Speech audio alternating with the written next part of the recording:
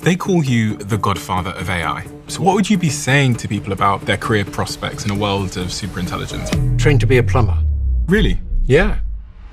Okay, I'm gonna become a plumber. Geoffrey Hinton is the Nobel Prize winning pioneer whose groundbreaking work has shaped AI and the future of humanity. Why do they call you the Godfather of AI? Because there weren't many people who believed that we could model AI on the brain so that it learned to do complicated things, like recognize objects and images or even do reasoning. And I pushed that approach for 50 years. And then Google acquired that technology. And I worked there for 10 years on something that's now used all the time in AI. And then you left? Yeah. Why? So that I could talk freely at a conference. What did you want to talk about freely? How dangerous AI could be.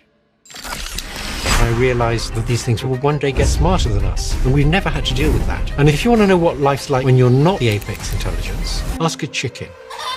So there's risks that come from people misusing AI, and then there's risks from AI getting super smart and deciding it doesn't need us. Is that a real risk? Yes, it is, but they're not going to stop it because it's too good for too many things. What about regulations? They have some, but they're not designed to deal with most of the threats. Like the European regulations have a clause that say none of these apply to military uses of AI. Really? Yeah, it's crazy. One of your students left OpenAI. Yeah, he was probably the most important person behind the development of the early versions of ChatGPT. And I think he left because he had safety concerns.